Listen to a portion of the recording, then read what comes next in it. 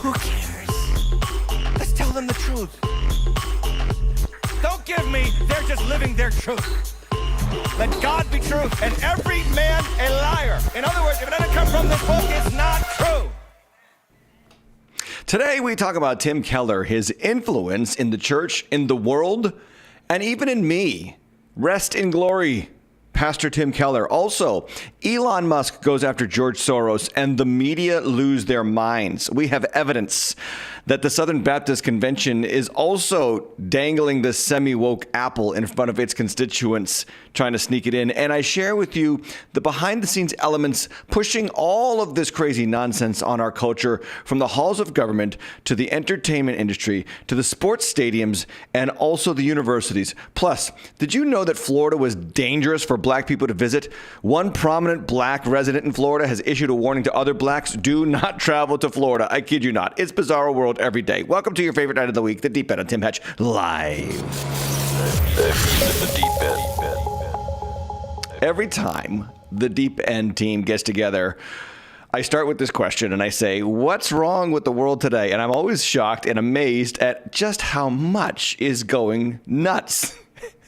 Every week. Anyway, it keeps this channel action-packed. Amen? Amen.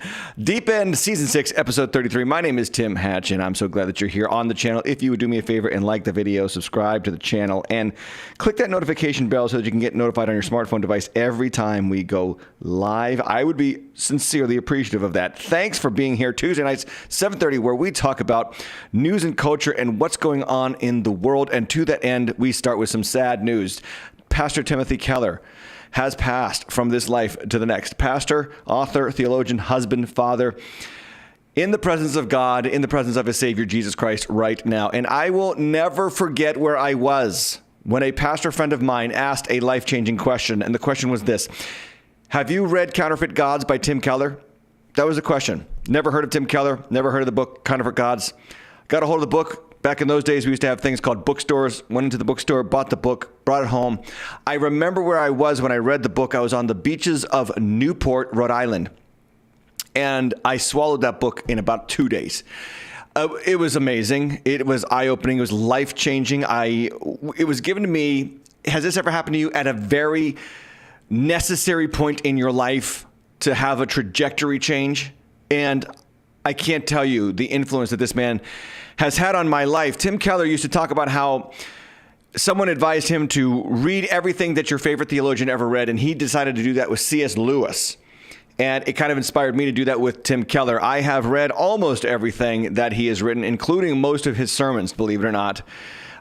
He has been a profound influence on Christianity in the last 50 plus years. His book, Center Church, was a game changer for me. His book on the Psalms was incredible. His preaching was the complete opposite of my style. I am very charismatic and very high-end and emotional, and he is very low-key and very calm. The entire sermon, much like a college lecture type preacher. God loves both types, by the way, and every type in between. He humorously noted one time that a Hispanic preacher or pastor was bringing some of his Hispanic congregants to come listen to Tim preach, but the Hispanic pastor pre-warned them and said, in spite of what it sounds like, he really does believe what he's preaching. I always loved that story that he would tell because, you don't have to bellow out boisterously to get the point across, and he had that gift. He would just rationally and calmly declare what the Word of God said. And this was one of the best things that he brought to the table with preaching. He taught me and countless others how to always bring the text you're preaching back to Christ. The New York Times writes this about him. He defined a fully formed Christian as somebody who finds Christianity both rationally and intellectually credible, but also emotionally and existentially true and satisfying.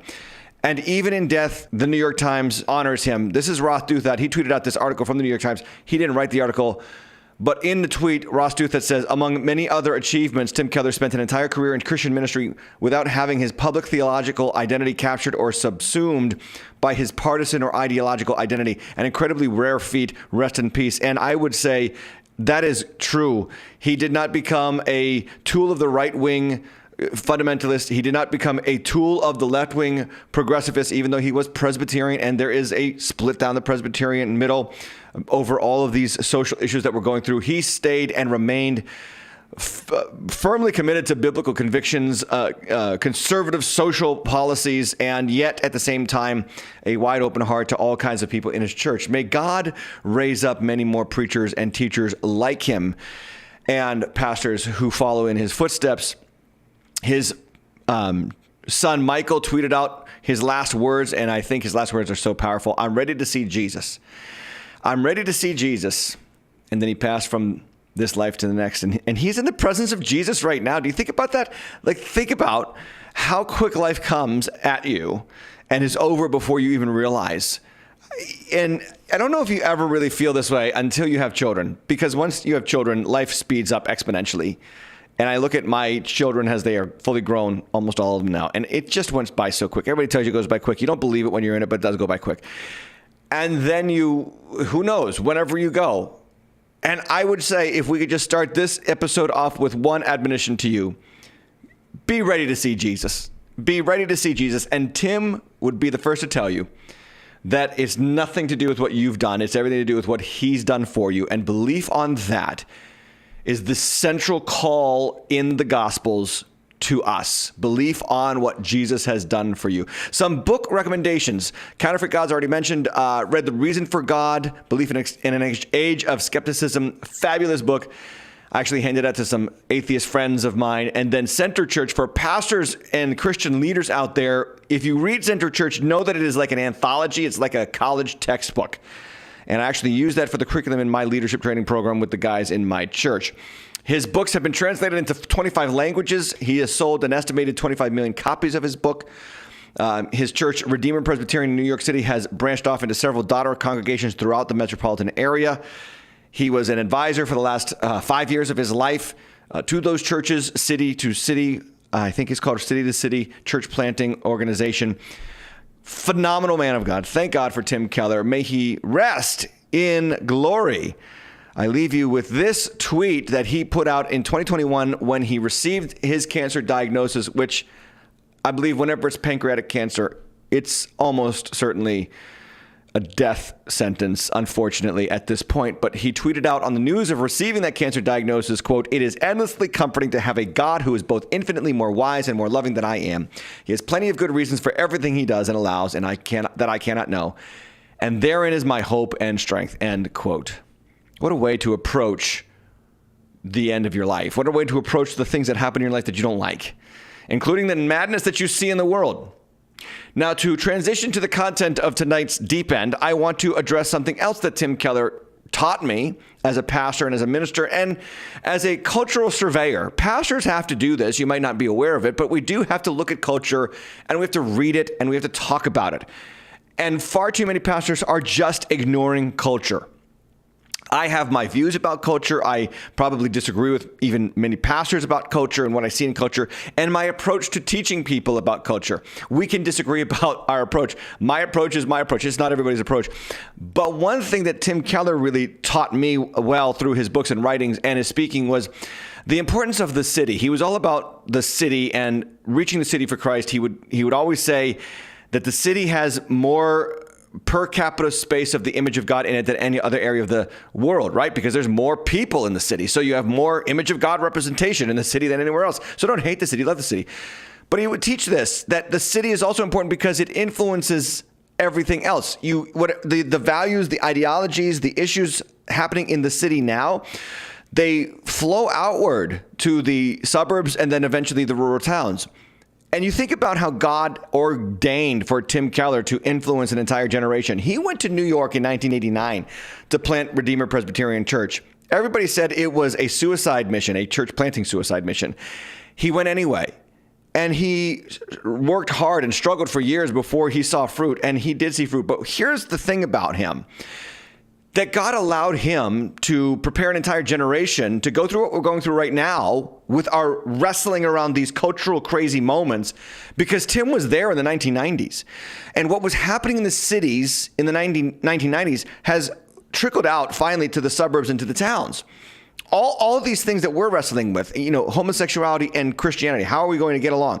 Transgenderism, drag queens, and now modern Christians, and how do we respond to these issues?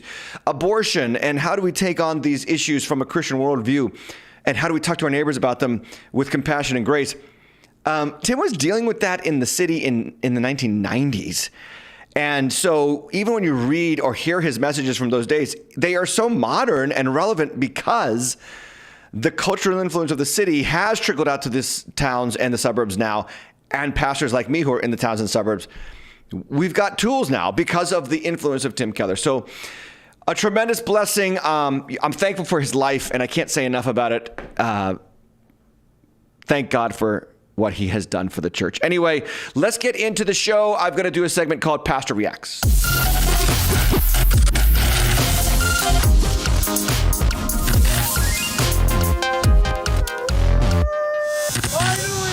Okay, the man behind the mayhem, we've talked about this before, is billionaire George Soros. Anytime we mention him as a problem, or anybody mentions him as a problem, he cries anti-Semitism because he is a Jewish Holocaust survivor. Of course, I did play a video where he was interviewed talking about the fact that he helped Nazis gather the possessions of Jews who were being hauled off into the concentration camps. And his family escaped the Holocaust by denying their Jewishness on several occasions. And anytime you criticize him now, you're considered an anti-Semite. So you can't criticize what he's doing to our country. He is doing a great disservice to our country. He is backing up district attorney elections all across the nations, in our nation's cities. He's making sure that these weak-willed district attorneys get elected time and time again, and then they go after political opponents of his, and they allow for rampant crime, and they hand out light sentences or pursue, judge hands out sentence. They pursue light sentences for repeat criminals. And we are wondering right now why our country is flooded with crime, why our cities are not safe. What's behind it all? The person behind it all is this man. I've talked about it before, and we will put in the description the last time I talked about him in the info on this episode, how he has influenced our country in so many negative ways. He's got billions, and he's got a son that's ready to take over the enterprise and continue funneling billions into progressive, secular causes around our country to disrupt the America that we know, a peaceful, kind America that we used to have. And now we have this hatred-fuming America in our cities. And why do I bring it up? Because what happens in our cities is going to trickle down to the suburbs and to the towns. So again, George Soros is behind Alvin Bragg's election through the Color of Change PAC, Political Action Committee. He funded with $1 million donation. That guy, Alvin Bragg, is the one targeting Donald Trump on nefarious accusations of impropriety. He's also taking Daniel Penny, the Marine who chokehold Jordan Neely on a New York subway a couple of weeks ago because he was harassing other passengers, and has black and brown witnesses ready to come to his defense if he goes to trial. He is now going to have to go to trial, Daniel Penny, for taking the life of Jordan Neely. But Jordan Neely was harassing passengers on the subway, and Alvin Bragg went after him and is poised to throw the book at him. And so this is what's happening on a regular basis in our country. Crime is now filtered. Whenever we see crime, we filter it through race. So who was the perpetrator, white or black? Who was the victim, white or black? And then only if the perpetrator is white and the victim is black does the news media care. And all of that is a part of the plan of George Soros and the secular progressives who want to redefine America into some kind of secular progressive utopia that they have imagined, but it's just devolving. And that's what's happening in America. Anyway, we do have one person who has plenty of followers, millions of followers, who owns one of the largest social networks in the country, in the world, and is not afraid to speak his mind. His name is Elon Musk, the South African stallion from where my wife was born, Krugersdorp area of South Africa. He tweeted out a couple weeks ago that Soros reminds him of Magneto. Magneto is the bad guy from the X-Men comic book series.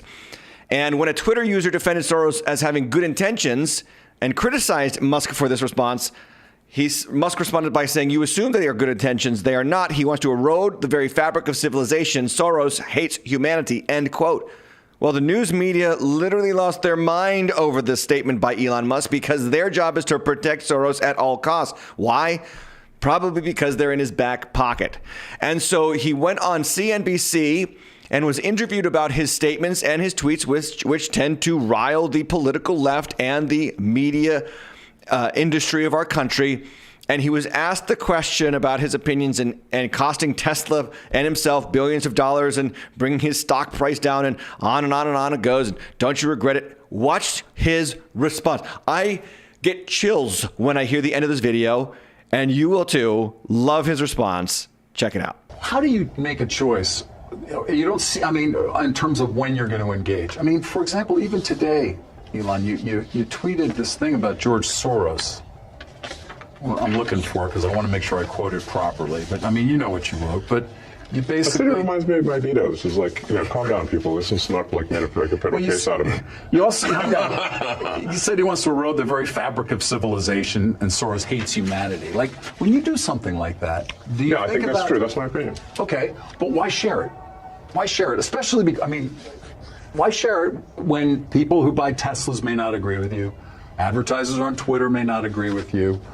Why not just say, hey, I think this. You can tell me, we can talk about it over there, you can tell your friends, but why share it widely?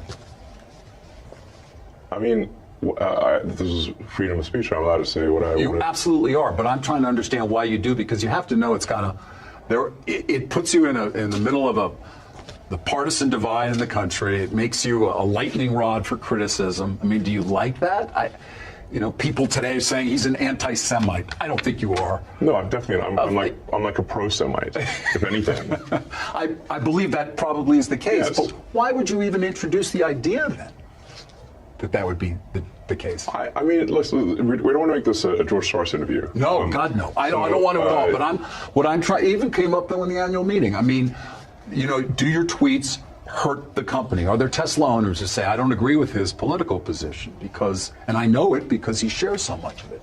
Or are there advertisers on Twitter that Linda Yaccarino will come and say, you got to stop, man, or, I can't get these ads because of some of the things you tweet? I have to pause because they will flag me on YouTube, but this pause here is phenomenal. He really thinks about his response. Check this out.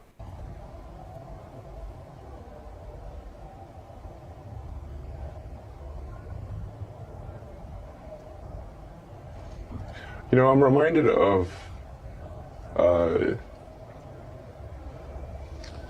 the scene in The Princess Bride. Great movie. Great movie.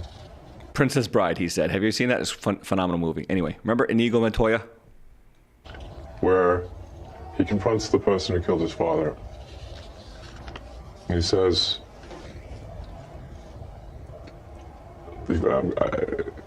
offer me money. Offer me power. I don't care. So you just don't care. You want to share what you have to say. I'll say what I want to say, and if the consequence of that is losing money, so be it. I love this man. I love this man. He's the richest man on earth and he doesn't care. And, reports are that he lives in like a 50 square foot home and sleeps in the factory at Tesla and sometimes the office at Twitter. And this guy is one of a kind. Now, I will not speak for his morality. I'm not here to deify him or saint him, but I can appreciate the fact that he has the guts to say money and power. I'm not concerned about. I'm concerned about the truth.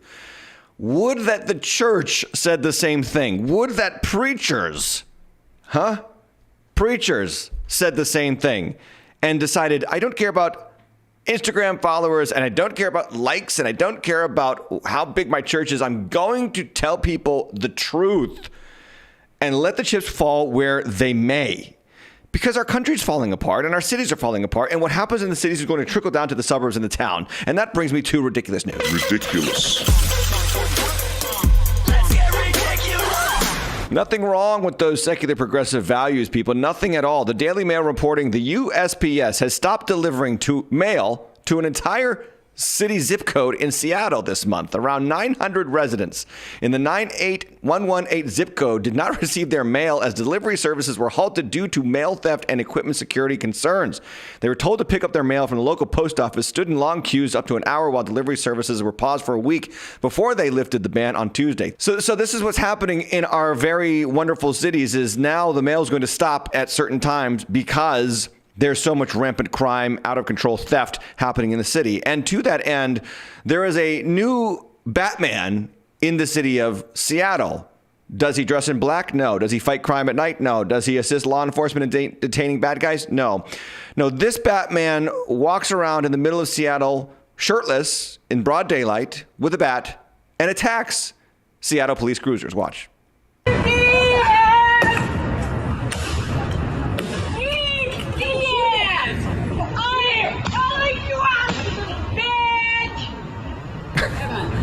I don't know what is that growth on his stomach. It is disturbing.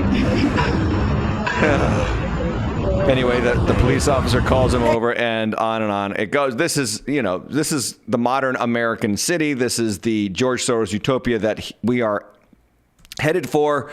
And what's happening with countries in these cities? They're leaving. They're leaving. San Francisco is seeing billion-dollar companies downsize their office spaces in the city because of the overwhelming crime problem. This is the Daily Mail reporting that Uber has abandoned a 285,000 square foot facility in San Francisco because the city is deserted and overrun by homelessness and drugs.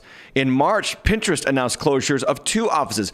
Meta, the parent company of Facebook, slashed 435,000 square feet, and Reddit removed half the space it occupies, according to the Daily Mail outlet. Google is expected to pay more than $500 million to shrink their office spaces. San Francisco saw their vacancy rate go up to 30%, up from 27% last year. Why? Because they saw a 41% increase in the number of drug-related deaths in the first quarter of this year. So the drugs move in and the businesses move out. This is what's happening in the cities. This is what the fruit of George Soros getting all these weak-willed district attorneys elected is producing, and it will eventually work its way out to the suburbs. This is insane. An article I read talked about the fact that San Francisco has the second highest rate of drug deaths in the U.S. after Philadelphia. Twice as many people here, about 2,000, have died from overdoses than from COVID-19 since 2020. Meanwhile, Mayor London Breed in San Francisco is doing what? This is a couple of days ago. She is hosting the first ever drag laureate program representing everything we stand for: pride, diversity, inclusion. San Francisco has a long history of LGBTQ+. And people on the secular progressive side will say one has nothing to do with the other. You can't blame drag for all of this nonsense. No, I'm not blaming drag. Obviously, I'm blaming the heart of sin. And the fruit of sin is drag queens, and the fruit of sin is drug addiction, and the fruit of sin is this chaos that is being introduced into the cities where the sword of Rome has been weakened, has been turned into a feather, and people are running like crazy. And remember, the point of all of this is to say that as goes the city, so goes the suburbs and the towns as time goes on. That is where we are. What else is happening in cities? Well, consider what happened recently in Seattle. In Seattle, a homeless man has applied to be on the board overseeing the homelessness crisis. But the problem with this person, this is Whitaker Raven Crowfoot. Whitaker Raven Crowfoot. He is a lived expert. That's what they call him. A lived expert at being homeless. And he was nominated to serve on the Emergency Food and Shelter Board to represent the LGBTQIAs in the city. And here's what his problem is. He is a convicted pedophile. He's a convicted sex offender. He was convicted in 2010 of harboring a 13-year-old runaway with whom he was having a sexual relationship. He was 25 at the time. He was charged with raping a 15-year-old girl, but ultimately pled guilty to communicating with a minor for immoral purposes. So the issue of his criminal history, pedophilia history, was brought up at the Zoom meeting to discuss his nomination to this board. And that's when all heck broke loose as Patricia Barnes-Sam unloaded on someone, you'll see this video here, who brought up his sex offender past. Watch. Thomas Whitaker Raven Crowfoot is a sex offender, a repeat sex offender, and I have had bad experience with him. So I don't cut you off because we can't disclose people's personal business here, right? Okay. And although that's public disclosure, like we have no right to out anybody in this space. Okay. I thought thinking right? of what Like that's just not okay at all. Okay. And I won't stand for that as a co-chair. No, we're not here to discover people's No. backgrounds. And actually, I'm glad that if that is the case, that he's here, because sex offenders are another population that is most vulnerable that don't have housing. She has touched me. So if there's a meeting where he's Christina, you need to take this to the police then. Christina? I have. This is not the forum. Stop, Christy. Christy, stop. As the co-chair, I'm telling you that you cannot talk like that in this meeting. I will not have that here. If anyone wants to talk like that, you will be muted and removed from this meeting, board member or public or not. Now, mind you, she's yelling at a veteran in a wheelchair. This Patricia Barnes-Sam. Watch. This is about equity, and everyone deserves housing. I don't care if they're a sex offender.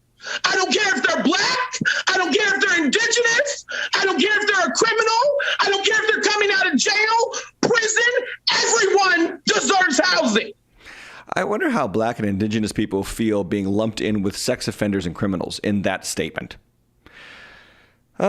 This is what's happening in our cities, and it's going to get worse as time goes on. And it's just amazing to see what's happening. At the same time, the media is in full swing and giving 110% effort to make sure that they demonize safe places people actually want to live. I'm speaking, of course, of Florida. And that brings me to Deep End News. The news you choose if you could choose news. So the NAACP issued a formal travel advisory for Florida on Saturday in response to what the organization described as Governor Ron DeSantis' aggressive attempts to erase black history and to restrict diversity, equity, and inclusion programs in Florida schools. Now, what they mean by that, restrict diversity, equity, and inclusion, is no CRT teaching and no allowing the teachers to talk about their sexual preferences with the students only up until third grade. After third grade, all bets are off. But remember the famous "Don't Say Gay" bill, which doesn't include the words "Don't say gay." It just restricts teachers from talking about sexual issues about themselves or others until the kids beyond third grade, like, we used to normally do for all eternity. This, the NAACP considers restricting diversity, equity, and inclusion. So the civil rights organization is the latest to caution travelers against visiting Florida. The League of United Latin American Citizens and LGBTQ advocacy group Equality Florida previously issued travel advisories as well. Under the leadership of Governor Ron DeSantis, the state of Florida has become hostile to black Americans and in direct conflict with the democratic ideals that our union was founded upon. This is NAACP President and CEO Derek Johnson. He should know that democracy will prevail because its defenders are prepared to stand up and fight. We're not backing down. We will encourage our allies to join us in the battle for the soul of our nation. So there it is again, exactly what our president said a few months ago, that LGBTQ people and especially drag queens and transgender people represent the soul of our nation. The soul of our nation are these groups. And again, with the NAACP siding with these sexual progressives, the insanity of this culture, really sad. And the article makes you want to say, oh yes, shame on Florida, shame on Ron DeSantis. He's hindering progress in Florida, and people in Florida must be miserable. Don't move there. Okay, I live there, and it is a wonderful place. In fact, I've never been happier. Florida is fine, and I'm surrounded by black, brown people. I even see a lot of homosexual people around my community, and they don't look terrorized to me. And the most amazing fact about this little news item is that Leon Russell, who serves as the chairman, actually lives in Tampa, Florida. Now, the real reason why this is happening, why they're issuing this warning to go to Florida, is because Ron DeSantis is about 2 days away from announcing his presidential run. And this is the media kicking into gear to stump for the Democrats and make sure that the Republican is demonized from beginning to end. So that's what this is all about. And you can be sure that there is just a political aim, a political ambition to all of this nonsense. And the director of the NAACP says as much in this video when he was asked why not issue the same warning about Texas and other states that are enacting the same laws. Watch. It's important for the NAACP and other organizations to speak for individuals who are under attack. We have a large membership base in the state of Florida who feel besieged upon, and unfortunately the governor is using his platform to advance some of the most regressive, racist policies in his attempt to become the president of the United States. But Florida isn't alone in passing controversial legislation. Texas, for example, passed a law restricting critical race theory. There have been book bans there in other states, several states. I hate the book ban thing. Please understand when the media tells you book banning is happening. It's not book banning. It's not Nazi book banning, burning Bibles and other historical writings. They're banning books that have overt pictures of homosexual sex directed at kids and even heterosexual sex directed at kids. I don't even want to put them on the screen. I've been tempted to do this before. I will not. But there are little drawings of half men, half women, like a fully naked person drawn with breasts and a penis in children's books going into schools and libraries across the country. And a few governors are standing up against them. And the media just goes right in on, well, this is book banning. Oh. So why don't we just throw in Hustlers? Why don't we just give the kids a bunch of, pornography as well? Since we want to not ban any books or any materials. Of course we ban books and keep some books out of kids' heads and kids' eyes. Anyway. It's have restricted voting rights. So why is the NAACP focusing specifically on Florida? Because you have an individual who's leaning towards running for the presidency, and the nation must be aware and be cautious that if we decide to move in this direction, it will take us backwards to the Trump years or to the 1950s. And so this is for individuals across the country to be clearly aware of how harmful this individual would be if, in fact, he occupied the White House. Harmful if he occupied the White House. That's the mantra that is coming from the news and the head of the NAACP. I am a Florida resident, and I can tell you it's wonderful here, no matter what they try to tell you. And I know this is an election season starting to ramp up, and you've got to be ready for it. And the messaging is going to be relentless.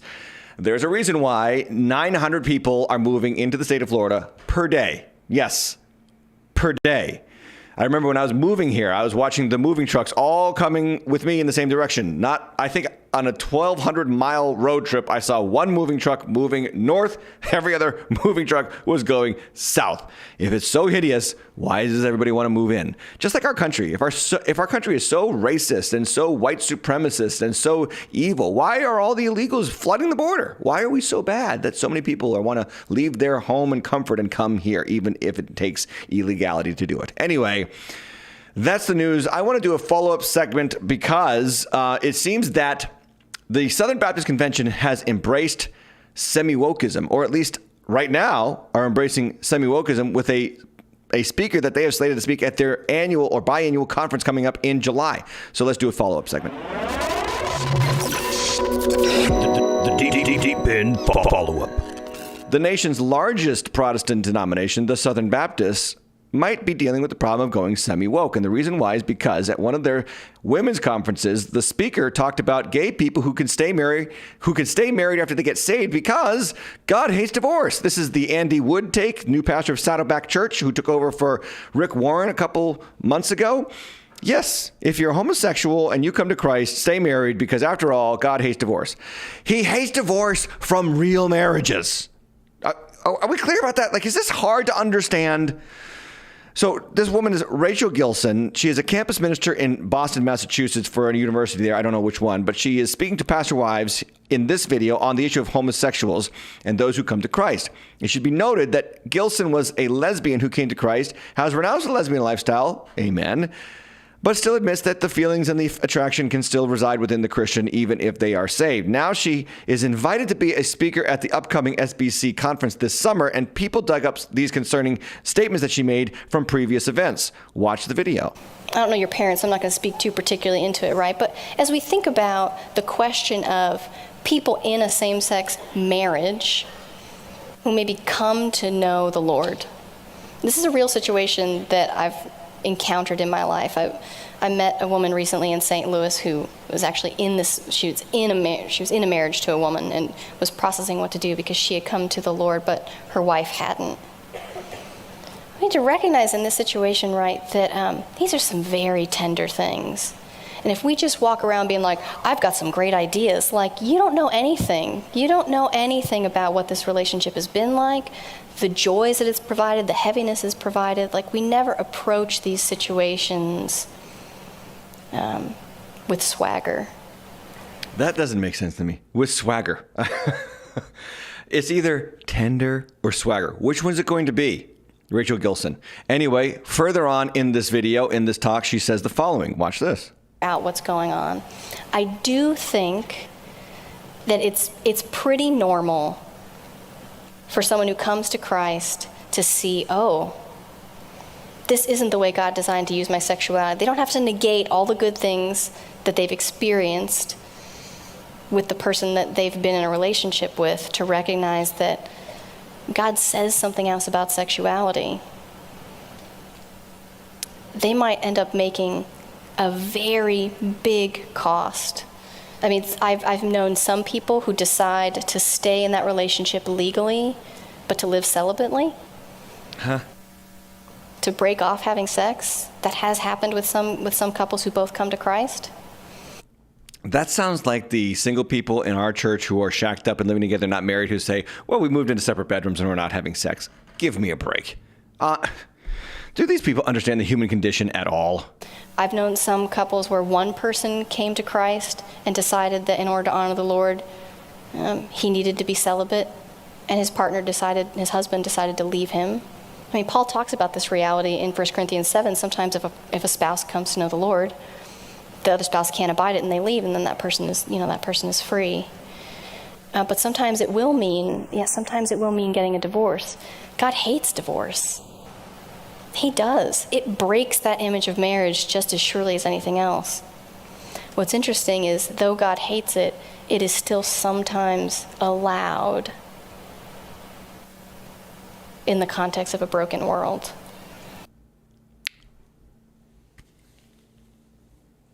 I don't know what to say anymore.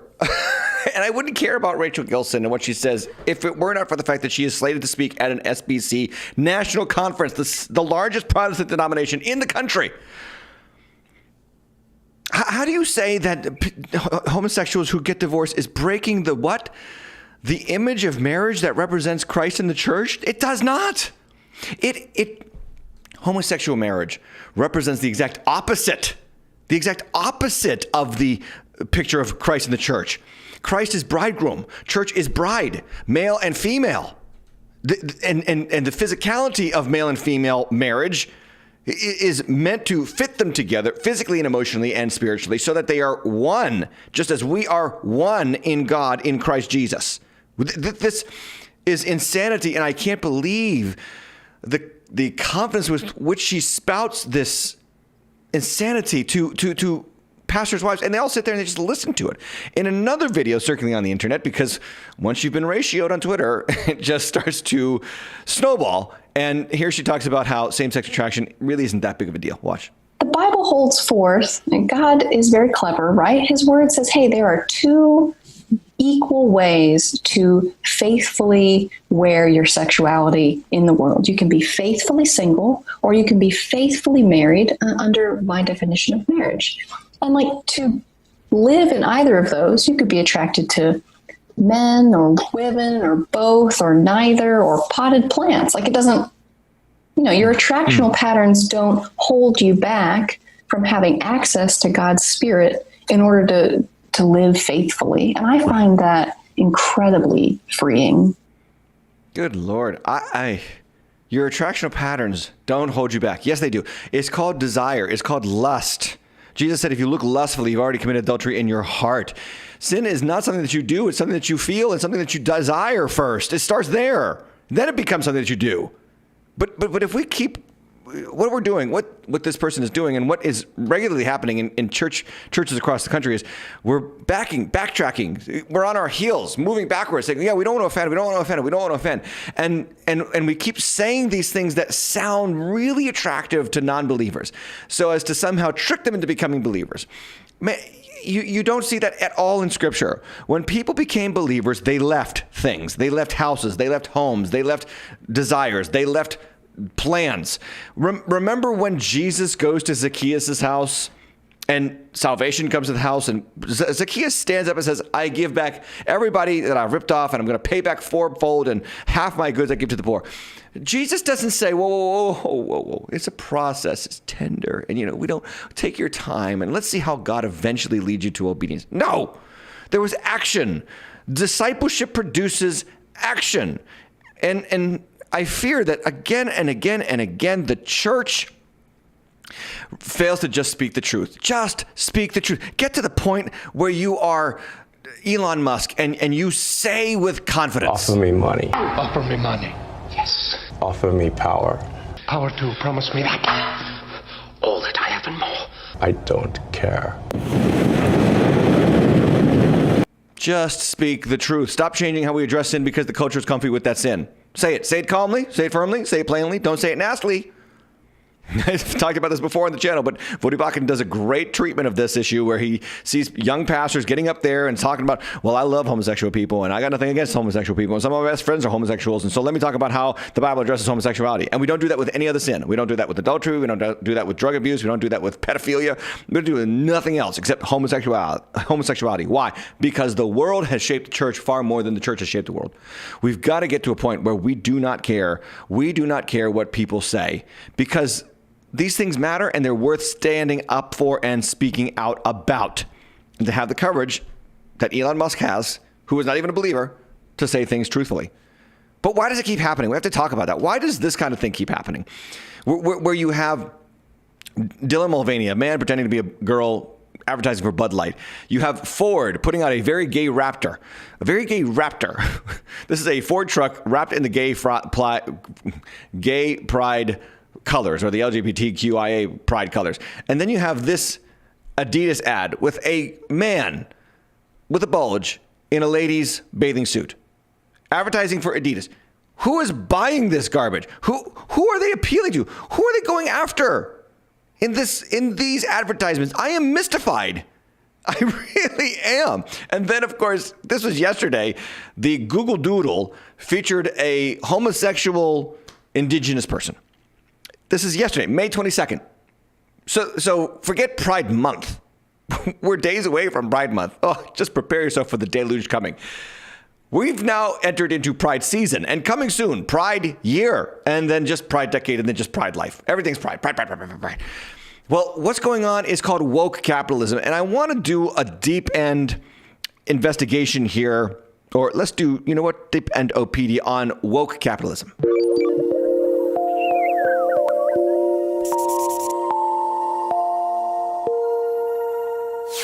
Okay, a lot of segments today, but bear with me. How woke capitalism is invading our country. And I bring you to a website called fee.org.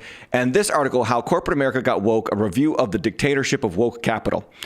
The writer of this article details the contents of a book called The Dictatorship of Woke Capital, written by Steve Suckup, and how the rise of progressivism as a cultural force basically took captive not just the university institutions, not just the entertainment institutions, but the now corporate institutions.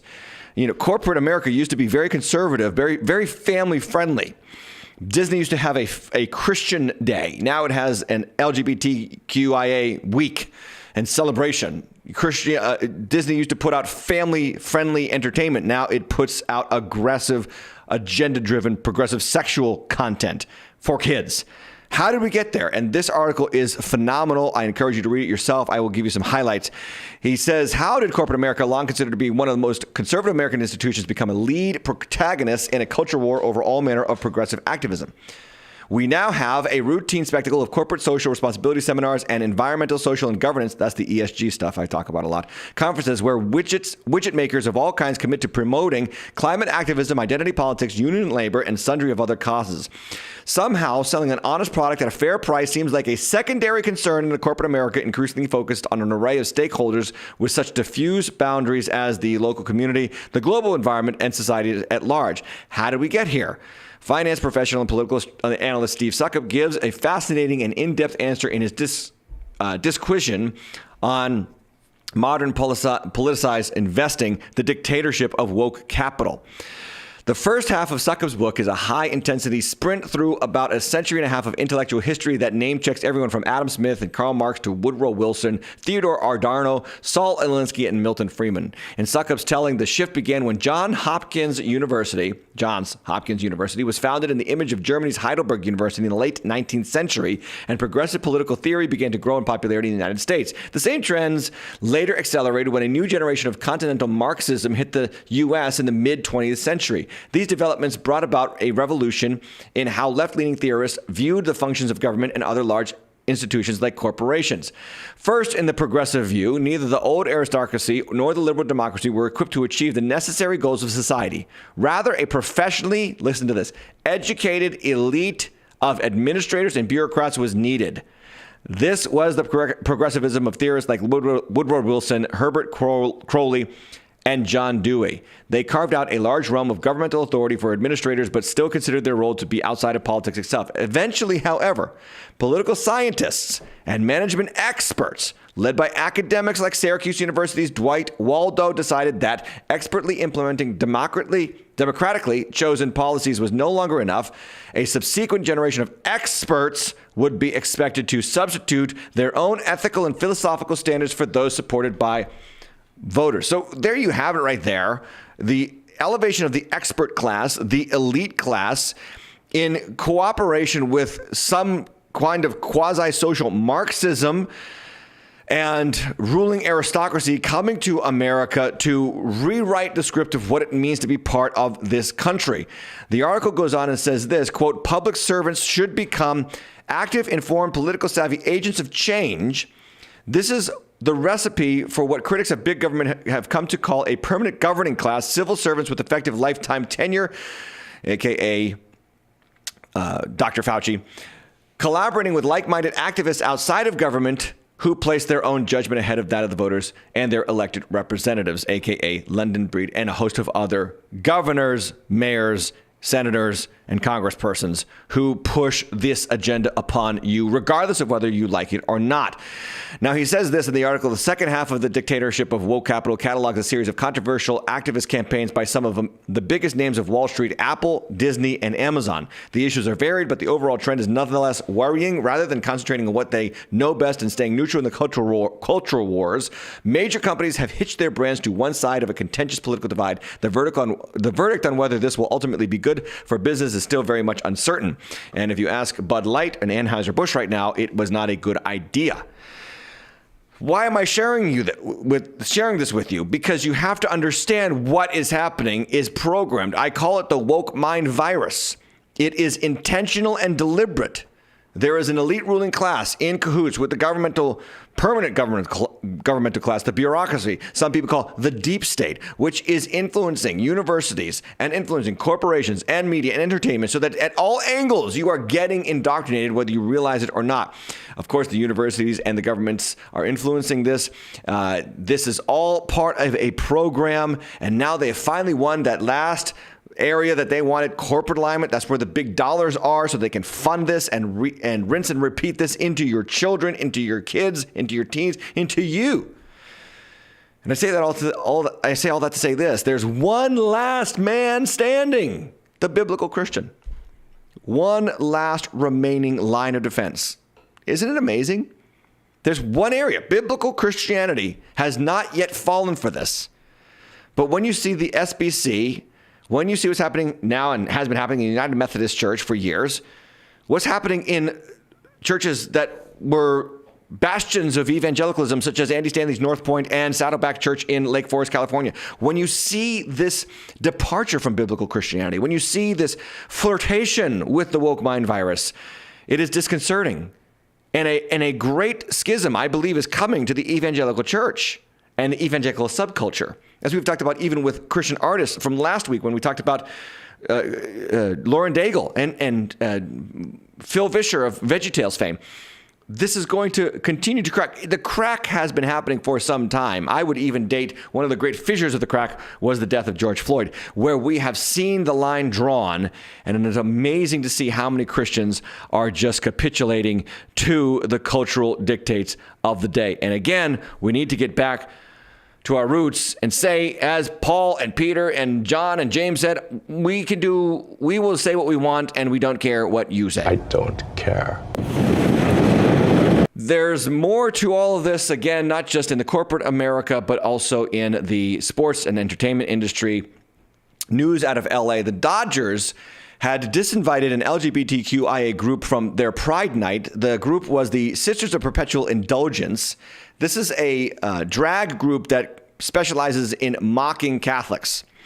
And because some Catholics voiced some concerns, the Dodgers did the right thing and disinvited this group from their Pride Night. Well, again, the media did their work and the social influencers did their work and the ESG elites did their work and pressured the Dodgers to reinstate the Sisters of Perpetual Indulgence.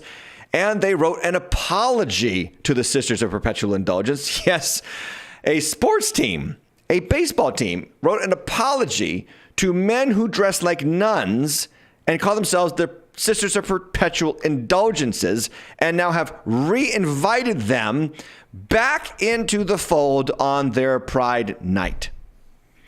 This is woke capitalism at work. This is what is happening on a regular basis. And it will continue, and it will get worse, and you have to be prepared for what is coming to you as a Christian. You know what's coming to you as a Christian?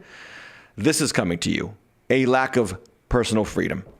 I bring you news from the Daily Wire. The article's title, Viewpoint Diversity Index shows most large companies threaten the fundamental freedoms of every American. So there's a law firm called the Alliance Defending Freedom law firm. It's a Christian-based law firm. They defended Jack, the cake baker up in Colorado. They've defended countless others who's standing for Christian principles in their businesses. So they do this little study of big corporations in our country to find out how free are these companies for Christians to speak their mind and live their values and cooperate within the country, the company's values, and be Christians at the same time.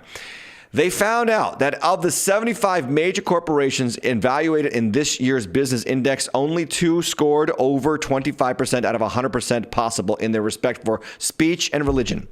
And that means that millions of everyday Americans who are Christians are at risk of cancellation or punishment for their views.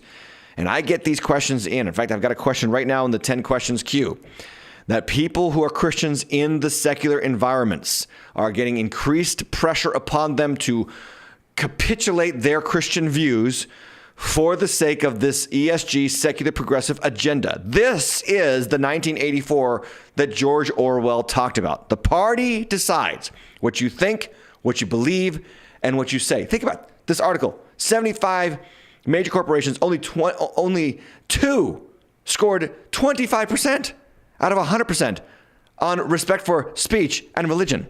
So they are going to come for Christians on a regular basis, and it's going to increase, and the hostility will not, at least at this point, subside.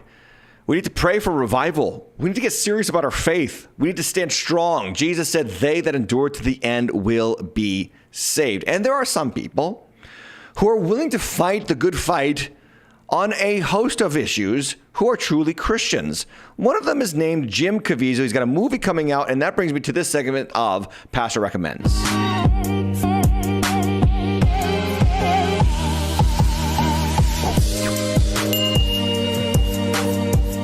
Okay, there is a movie coming out July 4th called The Sound of Freedom, starring Jim Caviezel from The Passion of the Christ fame. Jim Caviezel did a fabulous job, not just playing Jesus in The Passion of the Christ, but also Edmond Dantes in The Count of Monte Cristo. And I would highly recommend as well Frequency, phenomenal movie.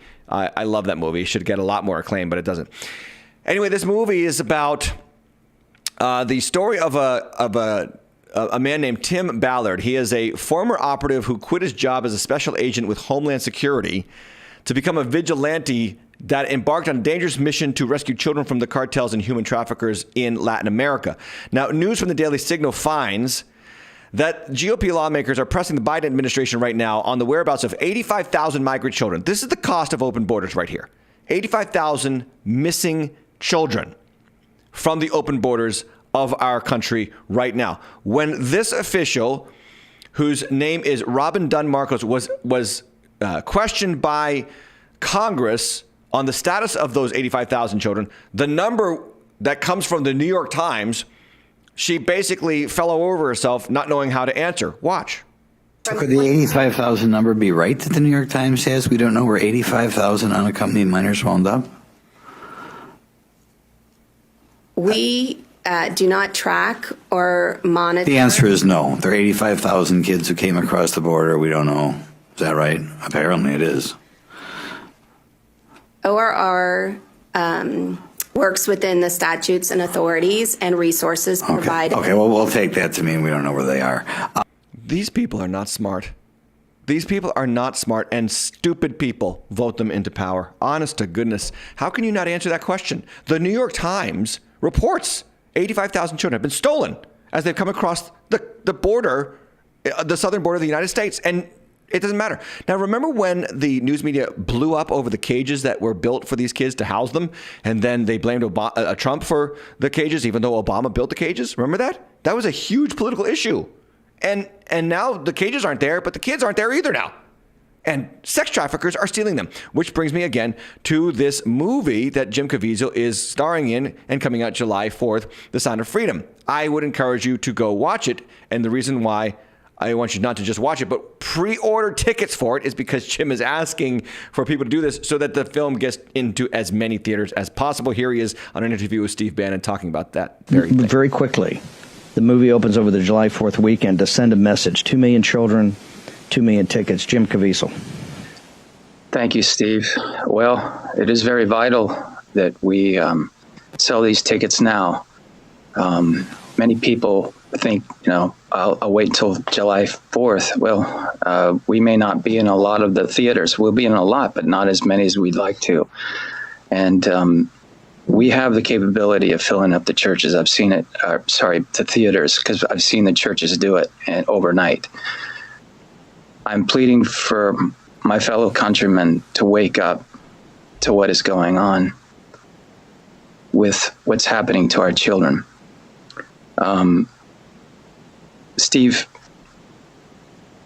April 26th, there was a woman named, I believe it was Ms. Rojas. She's a whistleblower. And God protect all our whistleblowers because they're in serious danger right now for speaking the truth. And she got up and said that this is sworn testimony, 85,000 children have gone missing crossing the border. So I'm going out right now to plead to the public, to the Christians out there, and to anybody that has a heart for a child. We may not even get to the resurrection of the Christ because we won't have a country anymore. And I'm talking about the film that is of vital importance. People need to see Sound of Freedom. It's on 4th of July. First thing that comes to my mind, you're at a picnic, you're at a barbecue, you're enjoying yourself, and suddenly you look around and your child is missing. What would you feel? What if I told you that you have a 98 point, maybe even 99%, maybe even 99.9.5% chance you're never going to see your child again? What would you do? Would you have wished you listened? Amen. Jim Caviezel. I love his movies. I love his acting. And I especially appreciate and love his passion for Christ. I know he is a Catholic, but he is a biblical Catholic. He knows the Bible. He knows the Word, and he loves the Lord and the work of the Lord. And he's fighting for truth, and he's fighting for righteousness. God bless him. Buy tickets to The Sound of Freedom. Buy them in advance so that this movie is distributed to a wider number of theaters. I'm doing what I can to spread the word, and I hope you will listen. Anyway, that's the show, guys. Check out Tim Hatch Live for content there. There's new swag, and I am wearing one of the shirts. I don't know if you can see this, but I am wearing one of the shirts. The Be Bold shirt is on right now. You can check it out over there at timhatchlive.com. You can also support the channel through the Cash App, Tim Hatch Live, or timhatchlive.com/support. And I will see you hopefully tomorrow night. Hopefully. No guarantee about the deep dive tomorrow night. But here's what we are doing. Are you ready? 10 questions this week. So I says the first Thursday, but we're going to do the last Thursday. And we do this now, this Thursday, because we have 15 questions in the queue. They're great questions. So make sure that you're tuned in at noon this Thursday for 10 questions with Tim.